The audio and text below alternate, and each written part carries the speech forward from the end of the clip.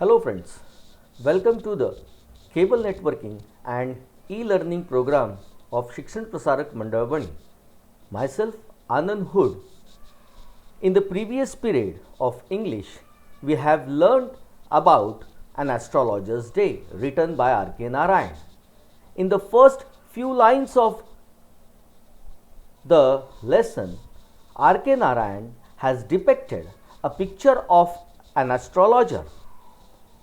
He has shown us that this man is coming to an marketplace where he spread all his professional equipments, in which there are some cowrie shells, a square piece of cloth with obscure mystic charts on it, a notebook, and a bundle of Palmyra writings. With this equipment, he is trying to do his job. His attire has been shown by R.K. Narayan, and the attire is very much attractive to the customers. And Narayan also says that this scheme never fails because he is looking very prophetic because of the situation as well as his facial expressions, which suits to his profession. Now, in the remaining portion, in the next portion, we are going to see about the scenario and about the astrologer. Let's begin our next portion. A surging crowd was always moving up and down this narrow road from morning till night. It has been shown that a surging that is rapidly rising crowd was always moving up and down. या रस्त्यावर, ज्या town हॉलच्या रस्त्यावर आपला हा astrologer टॅमॅरन ट्रीच्या खाली बसलेला आहे, त्या ठिकाणी येणाऱ्या जाणाऱ्या लोकांची गर्दी ही आपल्याला त्या ठिकाणी दिसून येते आहे. भलेही तो नॅरो रोड असला तरी रात्री उशिरापर्यंत, मध्यरात्रीपर्यंत हा रस्ता गजबजलेला असतो. A variety of trades and occupation was represented all along its way. A variety of trades, अनेक प्रकारातले व्यवसाय, ऑक्युपेशन्स, नोकऱ्या करणारे लोक वॉज रिप्रेझेंटेड या ठिकाणी आपल्याला या रस्त्यावर पाहायला मिळत आहेत. फॉर एक्झाम्पल, जसं या ठिकाणी दिलेलं आहे, मेडिसिन सेलर्स, त्या ठिकाणी औषधी दुकानं आहेत. Sellers of stolen hardwares and junk. Stolen hardwares म्हणजे जसं आपण पाहतो, भंगारवाले आपल्याकडे कित्येक गोष्टी चोरताना आपल्याला दिसतात आणि या चोरलेल्या मालाचा ते लिलाव, ते विक्री करतात. त्या मार्केटला ॲक्च्युअली चोर बाजार असं म्हणतात, पण हे अशा प्रकारातलेही दुकान आपल्याला त्या ठिकाणी पाहायला मिळते आहे. म्हणून या ठिकाणी म्हटलं गेलेलं आहे seller of stolen hardware and junk. Magician, त्या ठिकाणी मॅजिशियन पण उपस्थित आहेत. त्यानंतर आपल्याला त्या ठिकाणी अजून जर काही पाहायला मिळत असेल आहे, and above all and auctioneer of cheap clothes and auctioneer. एक विक्रेता आपल्याला त्या ठिकाणी पाहायला मिळतो आहे, जो चीप क्लोथ्स विकतो आहे. त्या ठिकाणी अत्यंत स्वस्त दरात त्या ठिकाणी तो कपडे विकण्याचं कार्य करतो आहे. Who created enough din all day. दिवसभर तो ओरडून कल्ला करून आपल्याकडे गिऱ्हाईक जमवतो आहे. आपल्या मालाचा जणू काही तो त्या ठिकाणी जाहिरात करतो आहे आणि लोकांना आकर्षित करतो आहे आपल्याकडे आपल्या आवाजाच्या माध्यमातून, आपल्या जाहिरातीच्या माध्यमातून.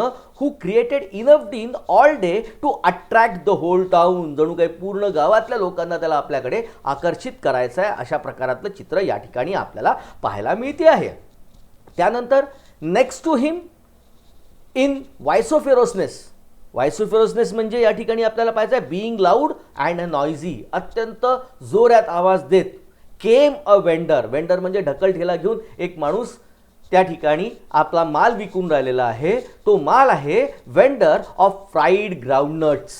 ग्राउंडनट्स म्हणजे आपण जसं आपण शेंगदाणे पाहतो आहे, आपल्याकडे त्या फ्राईड ग्राउंडनट्स हे जे तो विकतो आहे, या ठिकाणी आपल्याला आपण साध्या भाषेमध्ये खरमुरे त्याला म्हणूया आपण, जो खरमुऱ्याचा ठेला घेऊन त्या ठिकाणी जोरजोरात ओरडत तो त्या ठिकाणी येतो आहे. हू गेव हिज वेअर, त्याच्याकडे अस्तित्वात असणारे त्याची शेंगदाणे आहे, वेअर म्हणजे त्याचा माल, अ फॅन्सी नेम ईच डे, दर दिवशी हा एक वेगवेगळं नाव आपल्या या मालाला या ठिकाणी देताना दिसतो आहे. जसं या ठिकाणी सांगितलं जात आहे, कॉलिंग इट बॉम्बे आईस्क्रीम.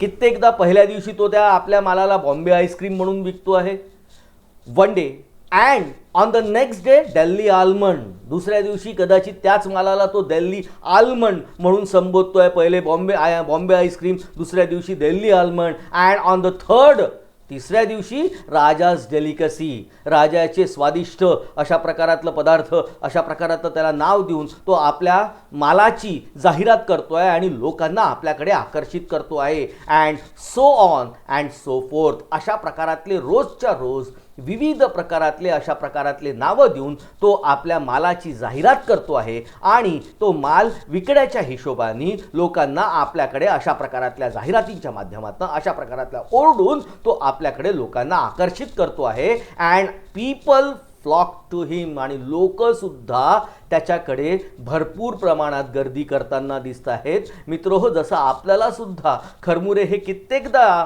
आवडत असतात, असा एकही व्यक्ती नसेल कदाचित की ज्याला खरमुरे आवडत नसतील आहेत, म्हणून लोकसुद्धा याच्याकडे गर्दी करताना आपल्याला दाखवले जात आहेत. A considerable portion of this crowd, याच लोक जे त्या ठिकाणी वावरताना आपल्याला दिसत आहेत, considerable portion of this crowd dallied म्हणजे वेस्टिंग, ज्याला आपण म्हणतो wasted time just hanging around, तिथे घुटमळणारे जी लोक असतात, त्या मार्केट प्लेसमध्ये घुटमळणारी जी लोक असतात, डेल्ड बिफोर द ॲस्ट्रॉलॉजर टू, हीच लोक या ॲस्ट्रॉलॉजरच्या अवतीभोवती सुद्धा फिरताना आपल्याला वारंवार दिसत आहेत. द ॲस्ट्रॉलॉजर ट्रान्झॅक्टेड हिज बिझनेस, हा ॲस्ट्रॉलॉजर सुद्धा आपला जो व्यवसाय करून राहिलेला आहे, भविष्य सांगण्याचा व्यवसाय करतो आहे, transacted his business by the light of a flare, flare म्हणजे जसं आपण कंदील वगैरे म्हणतो किंवा टेंभा म्हणतो त्याला या ठिकाणी, किंवा जिथून आपल्याला उजेड प्राप्त होत असतो, ती वस्तू या ठिकाणी म्हटल्या गेलेला आहे. तर transacted his business by the light of a flare which crackled and smoked up above the groundnut heap nearby. हा जो खरमुरेवाला याच्या जो आपल्याला दिसतो आहे, त्याच्याच ठेल्यावर जो फ्लेअर लागलेला आहे, जो कंदील लागलेला आहे किंवा जो प्रकाशाचं साहित्य लागलेलं आहे, त्याच्याच प्रकाशामध्ये हा आपला ॲस्ट्रॉलॉजर या ठिकाणी आपलं व्यवसाय करताना पाहतो आहे. लोकांना जो आपलं भविष्य सांगण्याचं काम आहे ते काम करताना तो आपल्याला दिसतो आहे. Half the enchantment magical effect ज्याला आपण म्हणतो, ऑर चार्म, या ठिकाणी हा जो अर्धा जो म्हटला गेलेला आहे, हाफ द मॅजिकल इफेक्ट, जो या ॲस्ट्रॉलॉजरला अत्यंत गरजेचा आहे, असा माहोल या ठिकाणी या अर्धवट लाईटमुळेच ॲस्ट्रॉलॉजरला प्राप्त होतो आहे, याची त्याला अत्यंत मदत होताना या ठिकाणी आपल्याला दिसते आहे. Half the enchantment of the place was due to the fact, ही जी परिस्थिती होती, वास्तविकता होती, त्याच्यामुळेच by the fact that it did not have the benefit of municipal lighting. Fact ही होती की त्या ठिकाणी म्युनिसिपल लाइटिंग अजिबात केल्या गेलेली नव्हती. म्युनिसिपालिटीनी स्ट्रीट लाईट्स ज्याला आपण म्हणतो तशा प्रकारातले कुठल्याही लाईटची व्यवस्था केलेली नव्हती आणि तिथल्या लोकांना स्वतःच्या लाईटची स्वतः व्यवस्था करावी लागत होती. म्हणून आपला हा ॲस्ट्रॉलॉजर या खरमुरे विकणाऱ्याच्या प्रकाशामध्ये, त्यांनी लावलेला तो जो प्रकाश असेल त्या प्रकाशामध्ये आपला व्यवसाय करताना आपल्याला दाखवला जातो आहे. The place was lit up by shop lights. आणि मग आता आजूबाजूचा परिसर जो उजळला होता तो तिथे अस्तित्वात असणारे जे लोक होते, त्या अस्तित्वात असणारे लोक, दुकानदार जे होते, त्या दुकानदारांमध्ये जो लाईट्स होता त्या लाईटमुळे तिथला प्रकाश त्या ठिकाणी पडत होता. One or two had hissing gas lights. त्यांच्यापैकी काही लोक आपल्यासमोर असे दाखवले जात आहेत की ज्यांच्याकडे गॅस लाईट्स आहेत. जसं आपण आधी पाहिलेलं होतं की आपल्याकडे गॅस लाईट्स म्हणजे त्याच्यात पंपानी हवा भरायची, आतमध्ये केरोसिन असायचं आणि त्याच्या याच्यावर तो लाईट जळायचा. अशा प्रकारातला गॅस लाईट्स त्यांच्याकडे होते. काही लोकांकडे सम हॅड नेकेड फ्लेअर्स, ज्याला आपण कदाचित मशालसुद्धा म्हणू किंवा टेंबासुद्धा म्हणू. नेकेड फ्लेअर्स ज्याला आपण म्हणतो की त्याच्यातून जो प्रकाश असतो तो प्रकाश असा उघड्यावर असतो की वारा आला की त्याला वाऱ्याच्या यानी त्याची ज्योत इकडे तिकडे होते. अशा प्रकारातले नेकेड फ्लेअर्स स्टक ऑन पोल, जे पोलवर लटकवलेले होते, मे बी जसं आपण मशाल म्हणतो तशा प्रकारातलं या ठिकाणी दाखवण्यात येते आहे. Some were lit up by old cycle lamps, ज्याला आपण कंदील म्हणतोय, तशा प्रकारातले कंदील काही लोकांच्याकडे अस्तित्वात होते. अँड वन ऑर टू, एखाद दुसरा व्यक्ती असे होते लाईक द ॲस्ट्रॉलॉजर, या आपल्या ॲस्ट्रॉलॉजरसारखे, manage without lights of their own, ज्यांच्याकडे स्वतःच्या प्रकाशाची सोय नव्हती, व्यवस्था नव्हती. अशा प्रकारातले काही लोक आपल्याला या ॲस्ट्रॉलॉजरसारखे तिथे विक्रेते आपल्याला पाहायला मिळत आहेत. It was a bewildering crisscross of light rays. Crisscross जसं आपण म्हणतो ना, एकामेकातून पास होणारे जे लाईट असतात, क्रिसक्रॉस. बिविल्डरिंग म्हणजे कन्फ्युजिंग, बॅफल्ड, एक कन्फ्युजिंग ॲटमॉस्फिअर, सगळं काही व्यवस्थित क्लिअर दिसत नाही आहे. अशा प्रकारातलं कन्फ्युजिंग त्या ठिकाणी ॲटमॉस्फिअर होतं. Crisscross of light raise and moving shadows.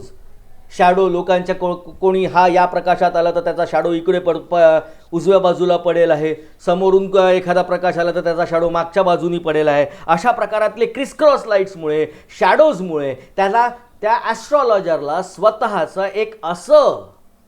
एक असं परिस्थिती त्याच्यासमोर त्या ठिकाणी निर्माण होत आहे की जी कन्फ्युजिंग आहे, बॅफलिंग आहे, जी कन्फ्यूज करणारी, या लोकांना संभ्रमात टाकणारी आहे. आणि अशा परिस्थितीमध्ये आपला हा ॲस्ट्रॉलॉजर अत्यंत निखरून दिसतो आहे, अत्यंत उजळून दिसतो आहे. कारण त्याच्या डोळ्यांची ठेवण, त्याच्या कसे विस्कर्स होते हे आपण मागच्या पिरियडमध्ये आपण बघितलेलं आहे. त्याच्या टोक्यावर कशा प्रकारातला सॅफ्रॉन रंगाचा फेटा होता हे सुद्धा आपण मागच्या पिरियडमध्ये आपण बघितलेलं आहे. आणि या ॲटमॉस्फिअरचा, या सिनारिओचा त्याच्या प्रोफेशन करता त्याला अत्यंत चांगला असा उपयोग होत असताना आपल्याला दिसतो आहे.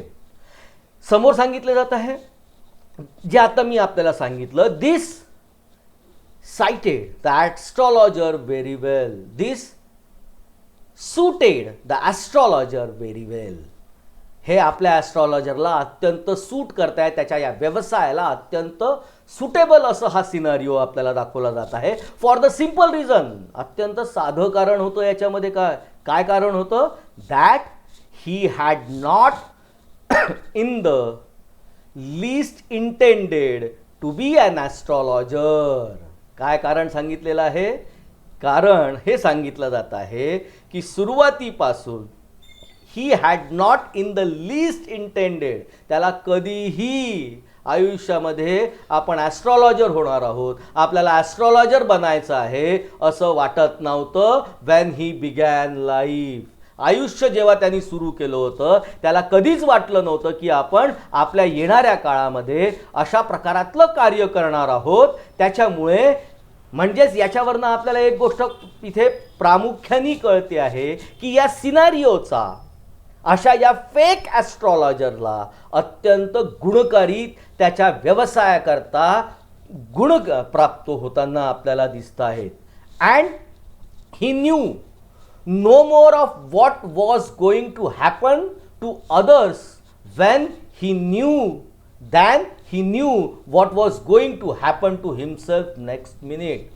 वास्तविकता जी दर्शवली गेलेली आहे की त्याला आपल्या येणाऱ्या कस्टमरच्या आयुष्यात नेमकं काय घडणार आहे याची मुळीच कल्पना सुद्धा नव्हती, किंवा त्याच्या आयुष्यामध्ये काय घडणार आहे अशा प्रकारातली सुद्धा त्याला साधीशी पुसटची कल्पना सुद्धा नव्हती. कारण he was as much a stranger to the stars as were his innocent customers.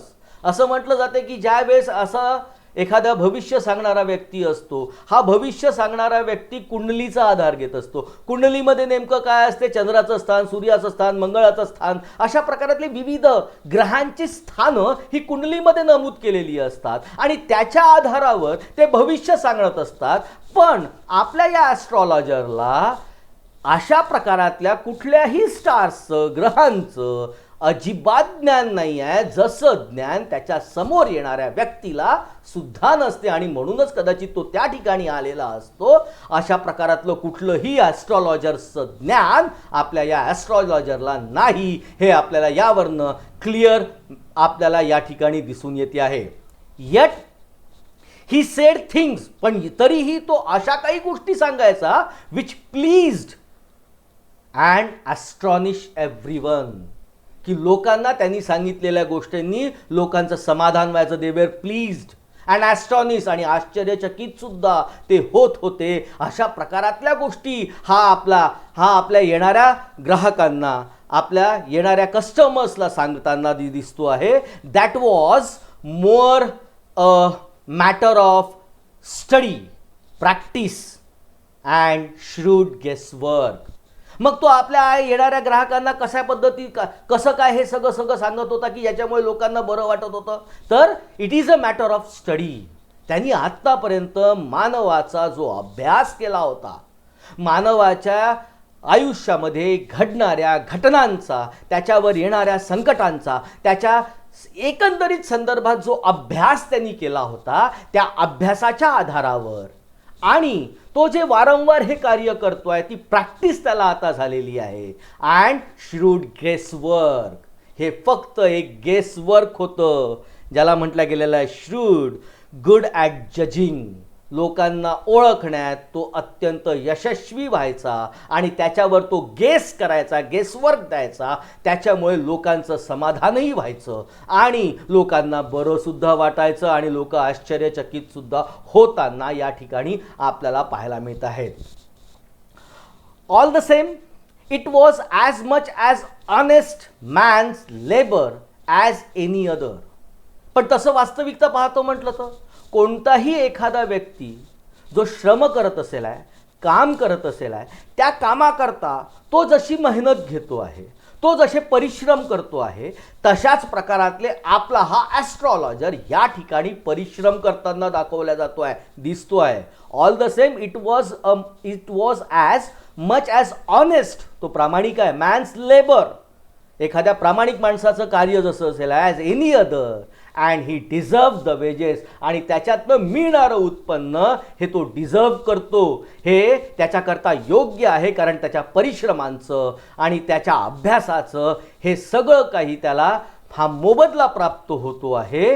He carried home at the end of a day, दिवस संपल्यानंतर तो जे काही आपलं उत्पन्न घेऊन जातो आहे ते इतर प्रामाणिकपणे काम करणारा व्यक्ती जसं परिश्रमपूर्वक काम करतो आहे तसंच हे योग्य सुद्धा या ठिकाणी दाखवल्या जाते आहे. He had left his village without any previous thought. आता त्याच्या आयुष्यातला सुरुवातीचा भाग आपल्याला थोडासा सांगितला जातो आहे. जसं या ठिकाणी आपल्याला शीर्षकच पाहायला मिळते आहे, ॲस्ट्रॉलॉजर्स डे, त्याच्या आयुष्यातील एक दिवस. आता कदाचित त्याच संदर्भातल्या गोष्टी आपल्याला या ठिकाणी पाहायच्या आहे आणि हा दिवस कसा काय त्याचा एकदम व्यतीत होतो आहे हेही आपल्याला या ठिकाणी बघायचं आहे. He had left the village without any previous thought, कोणताही पूर्वनियोजित विचार न करता त्यांनी आपलं हे गाव सोडलं होतं. प्रिव्हियस थॉट ऑर प्लॅन, कुठलंही प्लॅनिंग नव्हतं आणि अचानक त्याला ते गाव, त्याचं राहतं गाव सोडावं लागलं होतं. If he had continued there, जर तो तिथेच कदाचित राहिला असता तर he would have carried on the work of his forefathers. वडिलोपार्जित जे काम त्याचे आई वडील, त्याचे वडील करत होते, त्याचे आजोबा करत होते, तेच कार्य कदाचित त्यांनी आत्ताही केलं असतं. नेमली मुख्यत्वे करून ज्याला म्हणतोय टिलिंग, नांगरणे, शेतीची मशागत करणे, टेलिंग द लँड, लिव्हिंग जगणे, मॅरिंग लग्न करणे, अँड रायपिंग शेतामध्ये पीक घेणे, इन हिज कॉर्न फील्ड, मक्याचं त्याचं जे शेत होतं त्या शेतामध्ये उत्पन्न घेणे, हे जे त्याचे वडिलोपार्जित लोकांचे काम होते तेच काम कदाचित त्यांनी केलं असतं. अँड ॲन्सिस्ट्रल होम आणि तो आपल्या त्या जुन्या घरात तिथेच तो अस्तित्वात राहिलेला असता. But that was not to be. पण असं होऊ शकलं नाही. त्याला कुठलं तरी कारण घडलं आणि म्हणूनच त्याला अचानक त्याचं राहतं गाव सोडावं लागलं. He had to leave home without telling anyone. कोणालाही न सांगता, आई वडिलांना सुद्धा, घरच्यांना किंवा मित्रमंडळींना कोणालाही न सांगता त्याला हे गाव सोडावं लागलं. त्याला सोडावं लागलं, telling anyone, and he could not rest till he left it behind a couple of 100 miles. आणि मुख्य म्हणजे he could not rest till, तो थांबलाच नाही. Left it behind a couple of 100 miles. 100च्या वर मैल तो जोपर्यंत जोपर्यंत जात नाही तोपर्यंत तो थांबला नाही. म्हणजेच आपल्या गावापासनं तो खूप दूर निघून गेला. टू अ विलेजर, जो एक खेड्यातला एका गावात राहणारा व्यक्ती होता, it is a great deal. आणि हे एखाद्या व्यक्तीकरता जो खेड्यागावात राहत असतो त्यांच्याकरता खूप मोठी गोष्ट होती. आणि तिथले जे विलेजर्स होते, ते गावकरी होते, त्यांच्याही करता ही मोठी गोष्ट होती. As if an ocean flowed between. जणू काही आता या व्यक्तीमध्ये आपला हा आता जो दाखवायला जातोय हा ॲस्ट्रॉलॉजर आणि त्याचे गावकरी यांच्यामध्ये जणू काही एक समुद्राचं अंतर निर्माण झालं होतं. साता समुद्रापलीकडे जसं आपण म्हणत असतो तशा प्रकारातला हा आपल्या गावापासनं बराचसा दूर निघून गेला होता. He had a working analysis of mankind's trouble. आता तो आपला व्यवसाय, मगाशी जे सांगितलं की तो प्रॅक्टिस करत होता, आहे की नाही, तो प्रॅक्टिसच्या माध्यमातून लोकांचा जो अभ्यास त्यांनी केला होता आणि गेसवर्क जे त्यांना सांगितलं गेलं होतं ते प्राप्त करण्याकरता तो काय म्हणतोय पहा, ही had a working analysis of Mankind.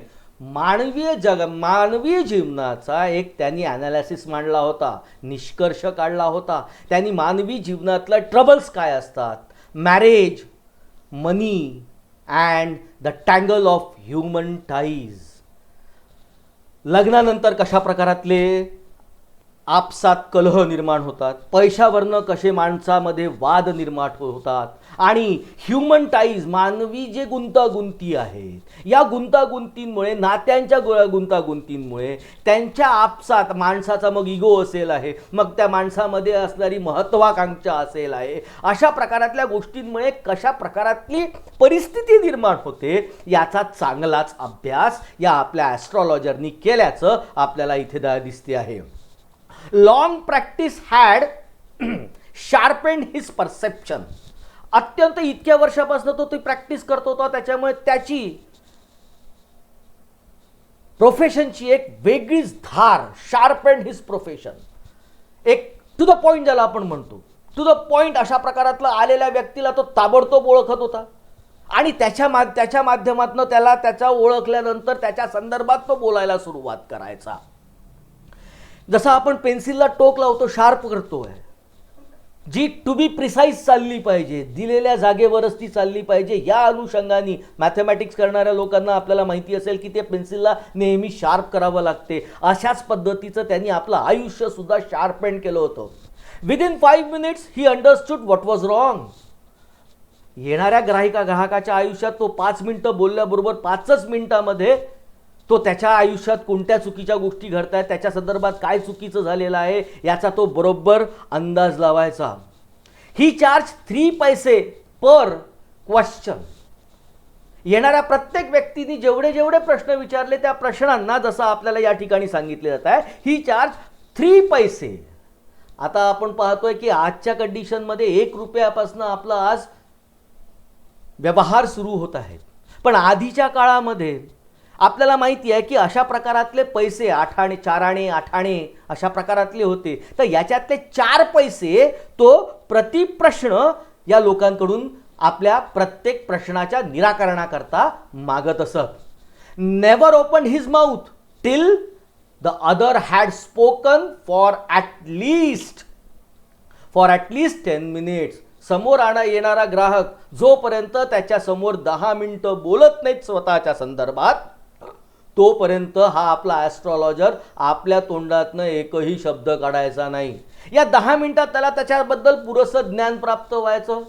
त्याच्या बोलण्याच्या शैलीवरनं, त्याच्या व्यथा मांडण्याच्या प्रयाच्यावरनं सगळं काही त्याला समजायचं. Which provided him enough stuff.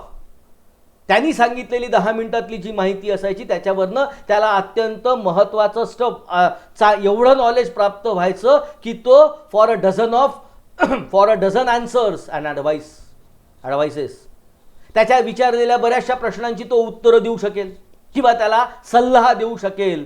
म्हणून तो कोणताही व्यक्ती, कोणताही ग्राहक त्याच्यासमोर आल्यानंतर त्याला पहिले 10 मिनिटं बोलायला लावायचा आणि नंतरच बाकीच्या गोष्टी, आपल्या ॲडवाईस असो किंवा त्याच्या प्रश्नांची उत्तरं असो, तो द्यायचा. When he told the person before him gazing at his palm. When he told the person before him, त्याच्या समोर आलेल्या व्यक्तीशी बोलताना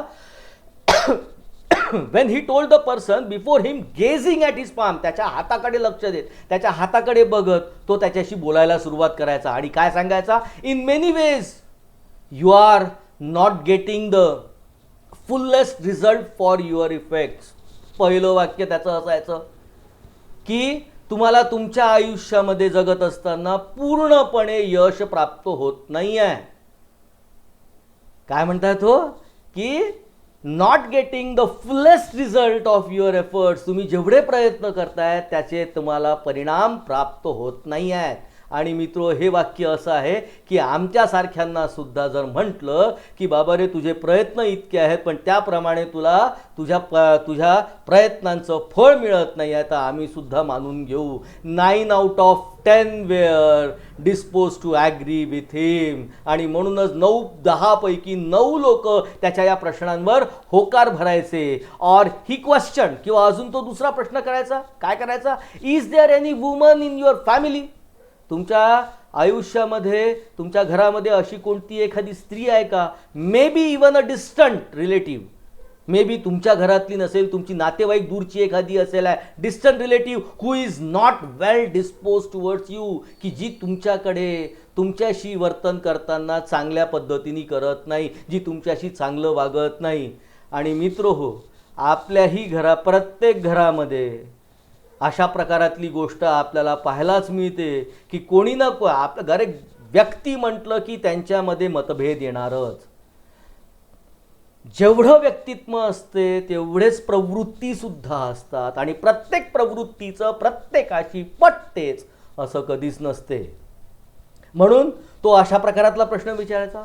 और he gave an analysis of character, किंवा तो एखाद्या त्या व्यक्तीचं चित्र त्याच्यासमोर उभं करायचा.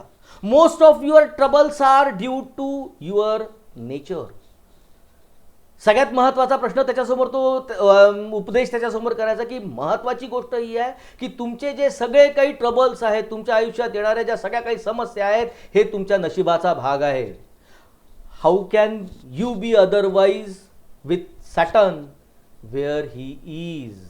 आणि बरोबर आहे, प्रत्येकाच्या आयुष्यामध्ये सॅटर्न म्हणजे ॲक्च्युली एखादा, ज्याला आपण म्हणतो की एखादा राक्षस. आता या ठिकाणी आपल्याला राक्षस न घेता ती तशा प्रकारातली प्रवृत्ती की जी निगेटिव्हली विचार करणारी प्रवृत्ती आहे, ज्यांच्याशी आमचं जमत नाही ती प्रवृत्ती, अशा प्रकारातली प्रवृत्ती या ठिकाणी घ्यायचं आहे. आणि प्रत्येकाच्या घरामध्ये असा कोणी ना कोणी असतेच की ज्याच्याशी प्रत्येकाची पटत नसते. एखादा व्यक्ती असा असतो. You have an impetus, you have an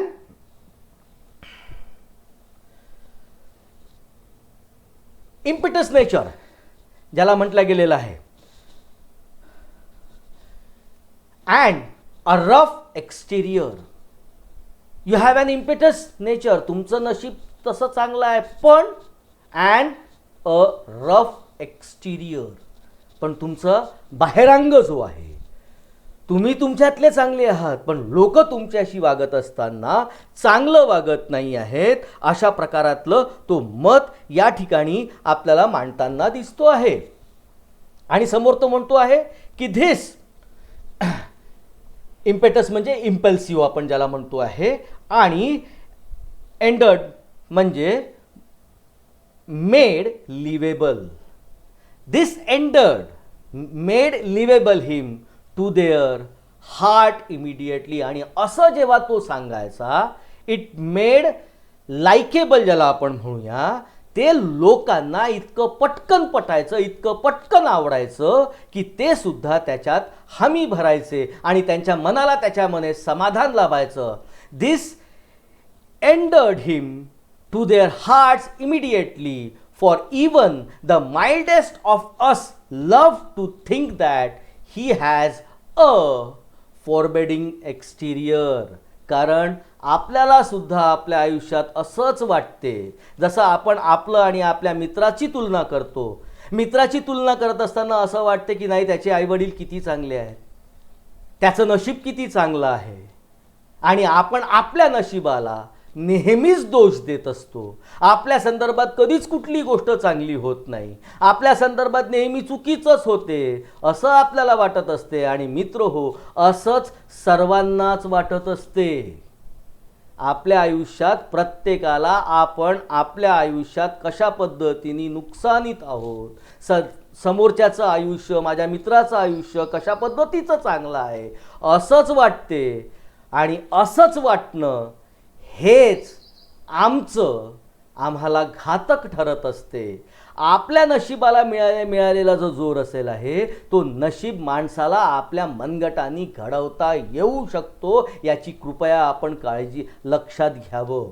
माणसांनी आपलं नशीब आपल्या मनगटाच्या भरोशावर मिळवलं पाहिजे, ना की अशा प्रकारातल्या गोष्टींच्या नकारात्मक दुनियेमध्ये माणसांनी शिरून तसं जगण्यापेक्षा आयुष्य नेहमी सकारात्मकच जगलं गेलं पाहिजे.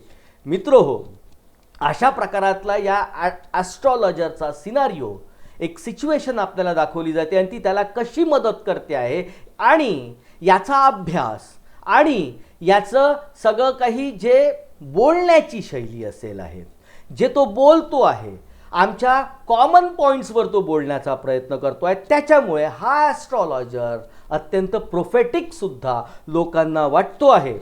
यासमोर कशा पद्धतीने नारायण साहेब आपला धडा समोर नेत आहेत. मित्र हो, आपण पुढच्या पिरियडमध्ये या संदर्भात आपण पाहणार आहोत. जर आजच्या या पिरियडबद्दल आपल्याला काही शंका कुशंका असतील तर माझा नंबर आपल्या स्क्रीनवर दिसतो आहे. आपले प्रॉब्लेम्स मला फोन करून आपण विचारू शकता आणि आपल्या शंकेचं निराकरण करा. धन्यवाद.